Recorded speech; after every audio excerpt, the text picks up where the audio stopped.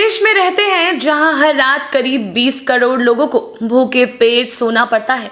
Lockdown की वजह से लोगों के सामने खाने पीने का संकट है। लोग दाने दाने के मोहताज हैं।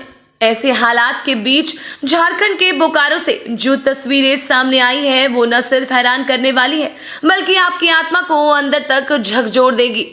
बोकारो में चंद नौकरशाहों की लापरवाही का नतीजा ये रहा कि लाखों लोगों के हिस्से का अनाज खुले आसमान के नीचे बारिश में सड़ गया। हैरान करने वाली बात यह भी है कि मामले के खुलासे के बाद भी किसी को कोई फर्क नहीं पड़ रहा। साइक्लोन यास को लेकर मौसम विभाग ने बहुत पहले ही चेतावनी जारी कर दी थी। चेतावनी में झारखंड में भारी बारिश की बात कही गई थी।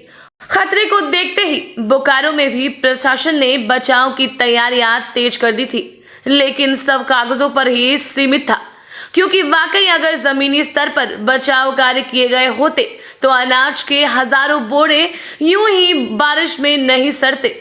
बोकारो जिला प्रशासन और धनबाद एफसीआई की लापरवाही का ही नतीजा रहा कि बुधवार और गुरुवार को हुए बारिश में करीब 50,000 बोरा गेहूं भीग गया। जब गेहूं भीगने लगे तो एफसीआई की नींद खुली। जैसे तैसे तिरपाल से गेहूं को कवर किया गया, लेकिन तब तक बहुत देर हो चुकी थी। अब भी बोकारो रेलवे स्टेशन के यार्ड में खुले आसमान के नीचे गेहूं के हजारों बोरे को भीगते हुए देखा जा सकता है। पंजाब से 2,500 टन गेहूं लाकर रैक बोकारो रेलवे स्टेशन से गुड्स यार्ड में पहुंचा था।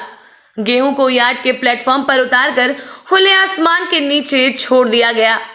इसके बाद तूफान में आई बारिश से गेहूं भीगने लगा तो एफसीआई और रेलवे अधिकारियों की नींद खुली।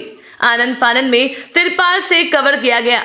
मंगलवार को पंजाब से एफसीआई का एक रैक यानी 42 वैगन गेहूं बोकारो पहुंचा। यहां से इसे चास और बालेटी के एफसीआई गोदाम में जाना था, जिसके बाद ये पीडीएस के जरिए लाखों लोगों की भूख मिटाता। लेकिन लापरवाही का आलम ये रहा कि अब 50,000 बोरा ये गेहूं किसी काम का नहीं रहा। रेलवे वैगन से गेहूं उतार कर खुले में रख दिया गया। इसी बीच अचानक से ही बारिश के कारण पूरा का पूरा गेहूं भीग गया। जब इसकी सूचना एफसीआई के अधिकारियों तक पहुंची तो किसी तरह से तिरपाल डालकर बचाने की कोशिश की गई। यह पहला मौका नहीं है। एफसीआई के संवेदक और रेलवे के अधिकारी अनाज के रैक आने पर गंभीर नहीं रहते हैं। इन्हीं लोगों की लापरवाही ने आज लाखों गरीबों के मुंह से उनका निवाला छीन लिया है। मामले के खुलासे के बाद कोई भी अधिकारी कुछ भी बोलने को तैयार नहीं है।